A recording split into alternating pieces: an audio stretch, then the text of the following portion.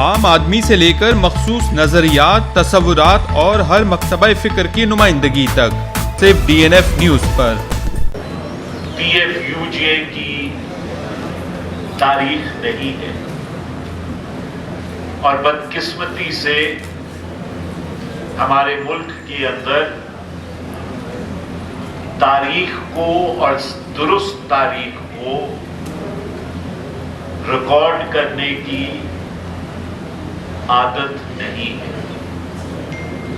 لہذا اس لیے آپ یہ دیکھتے ہیں کہ جو نصاب یہاں پہ پڑھایا جا رہا ہے، اس نصاب کے اندر جو عوامی جد و جہد رہی،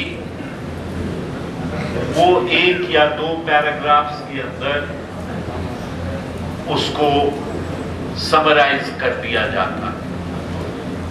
اور آپ کو سن کے اس بات کی بھی حیرت ہوگی کہ اس نصاب کے اندر ایک چیپٹر ایسا بھی ہے جس میں یہ لکھا ہوا ہے کہ جمہوریت کے کیا فائدے ہیں اور آمریت کے کیا فائدے ہیں، اور آمریت کے 11 فائدے ہیں اور جمہوریت کے 8 فائدے ہیں۔ لہذا اس کتاب کی اپنی ایک اہمیت، یہ وہ جد و جہد جو پاکستان کے صحافیوں نے کی آزادی صحافت کے لیے، اس ملک کے آمرانہ نظام کے خلاف، اس ملک کے سول ملٹری اسٹیبلشمنٹ جس نے قائد اعظم کے تصور کو تبدیل کیا، اور جس کی وجہ سے ان کو اس بات کی ضرورت پڑی کہ وہ پریس کو گیگ کریں، پریس پہ کٹکنے لگائیں، اور جیسے کہا گیا کہ پریس کے وہ دوست جو ان کی سوچ کے مطابقت نہیں رکھتے تھے، ان کو کمیونسٹ کہہ کے یا غدار کہہ کے لیبل کیا گیا۔ پاکستان کے ورکنگ جرنلسٹ کی ایک شاندار تاریخ ہے۔ انہوں نے مارشل لاء دور کے اندر بھرپور جد و جہد کی، جیلوں اور کوڑوں کا سامنا کیا، اور پریس سینسرشپ کا بھی سامنا کیا۔ مجھے یاد ہے وہ ٹائم جبکہ خبر کو نکال دیا جاتا تھا اور اتنی سپیس جو ہے وہ خالی چھپا کرتی تھی، کیونکہ ایک ریزسٹنس کا کلچر تھا۔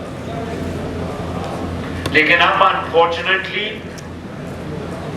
وہ ریزسٹنس کا کلچر جو ہے وہ کم ہوتا جا رہا ہے، اور وہ کم نہ صرف صحافی برادری میں ہو رہا ہے، بلکہ وہ ہر طبقے کے اندر وہ کلچر ختم ہوتا جا رہا ہے۔ اور اس کی وجہ سے سول سوسائٹی اور سول سپریمیسی جو ہے وہ اپنی جگہ آہستہ آہستہ کھوتی چلی جا رہی ہے۔ یہاں پہ بات ہوئی 15,000 صحافی جو آج بے روزگار ہیں، یا وہ صحافی جو روزگار پہ تو ہیں لیکن 5-5, 6-6, 7-7 مہینے سے ان کی تنخواہیں جو ہے وہ ان کو نہیں مل رہی۔ یہ ایک عجیب بات ہے کہ یہاں پہ یہ کہا جائے کہ آدمی کا جوہر اس وقت نکلتا ہے جب وہ مشکلات کے اندر ہوتا ہے، جب کسی نے فاقہ مستی نہ دیکھی ہو تو ایسی ہی گفتگو کی جاتی ہے۔ یہ بھی یہاں پہ کہا گیا کہ ایک بل لایا گیا جس میں सहाफियों की तनख्वाहों के साथ उसका ताल्लुक था, लेकिन उस बिल को ऑपोजिशन ने पास होने नहीं दिया। वो बिल ऐसा था कि जिसमें पेमरा को जो है वो मजीद इम्पावर किया जा रहा था कि पेमरा अगर चाहे तो वो इस बिहाफ के ऊपर वो किसी को भी बुला सकती है मैनेजमेंट को और उससे पूछगीछ कर सकती है। पेमरा ऑलरेडी एक रेगुलेटरी सुपर रेगुलेटरी बॉडी बन के बैठी हुई है। अगर उसके हाथ में ये पावर्स मजीद दे दिए जाते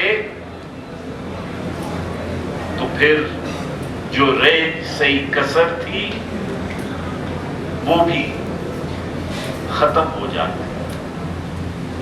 मैंने आपसे ये वादा किया था कि मैं मुख्तसर बात करूंगा, लिहाजा मैं एक बात जरूर कहना चाहता हूं और वो ये है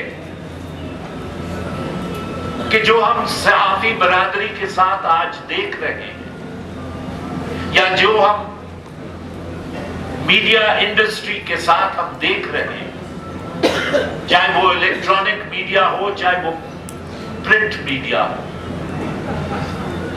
वो इन आइसोलेशन नहीं है। अगर आप तारीख को जरा सा उठा के देख लें और मुख्तसर तौर पे, तो आप ये देखेंगे कि जियाउल हक के मार्शल लॉ के अंदर रियासत ने इस बात को एसरटेन किया कि वो कौन सी कुव्वतें थी जिन्होंने अयूब खान की जैसी आमरीयत को जड़ों से उखाड़ दिया। और मेरे हिसाब से उन्होंने आइडेंटिफाई की 3 कुव्वतें, एक स्टूडेंट्स, दूसरी लेबर और तीसरी इंटेलेक्चुअल्स। और आपने देखा कि उन तीनों को उस दौर के अंदर सिस्टमैटिकली क्रश किया गया।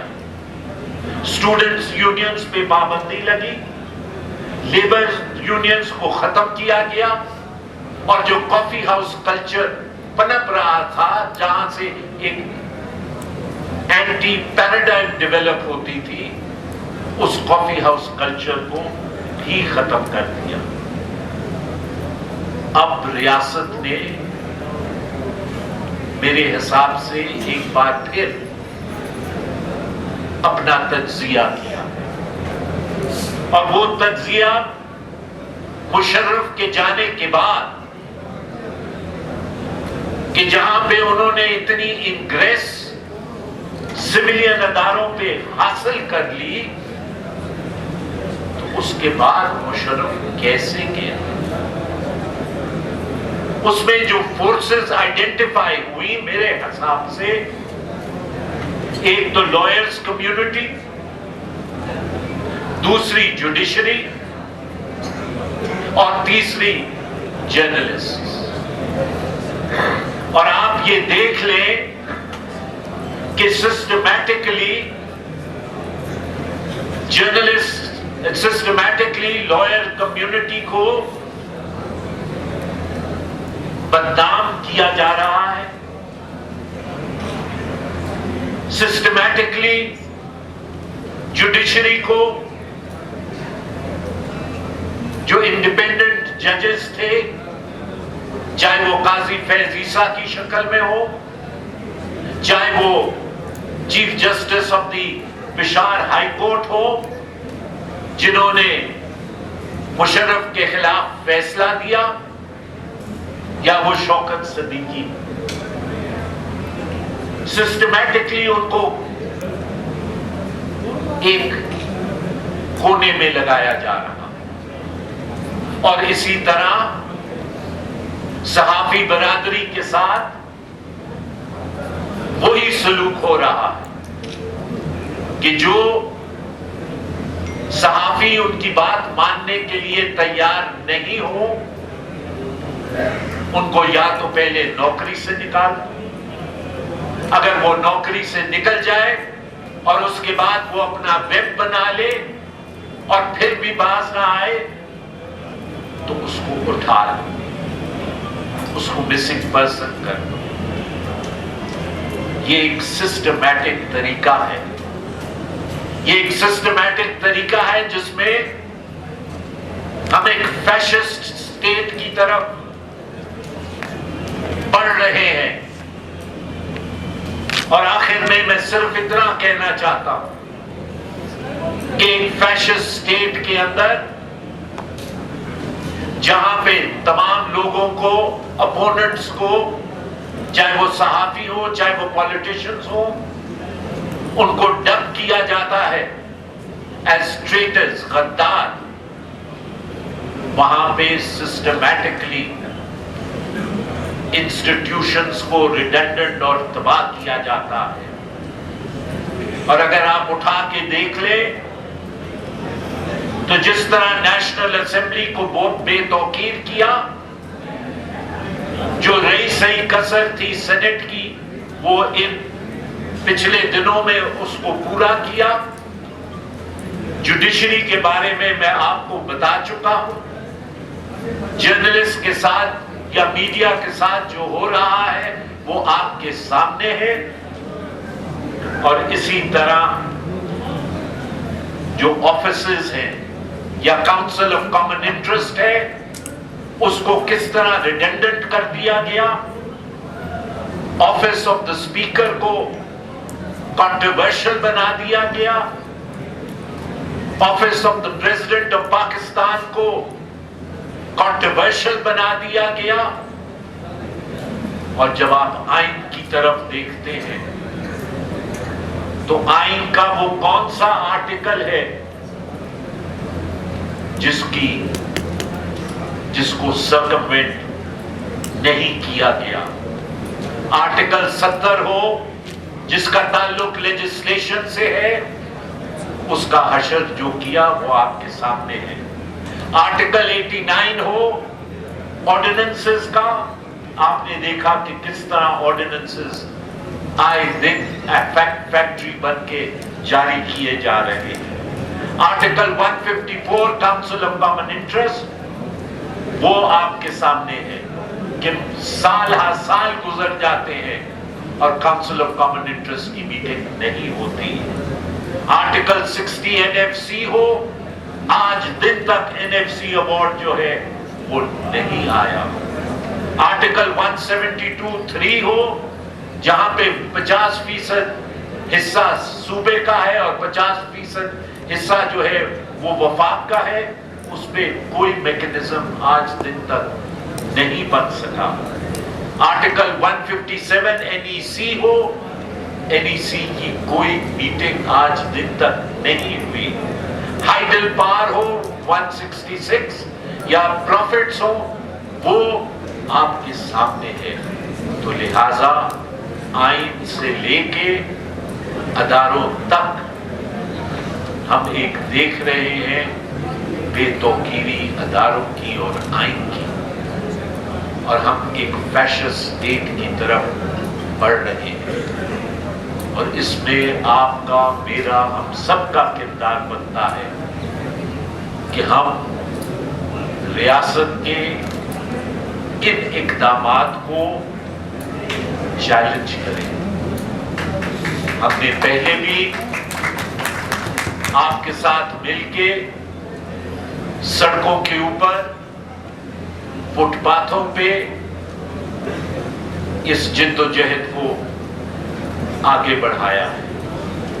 और मुझे पूरा यकीन है कि आइंदा आने वाले दिनों में भी हम सब इकट्ठे होके, और इस वक्त जरूरत है वक्त की कि तमाम डेमोक्रेटिक फोर्सेस, चाहे वो सिविल सोसाइटी में हो, चाहे वो सहाफत में हो, चाहे वो सियासी जमातें हो, वो एक ग्रैंड पीपल्स अलायंस बनाए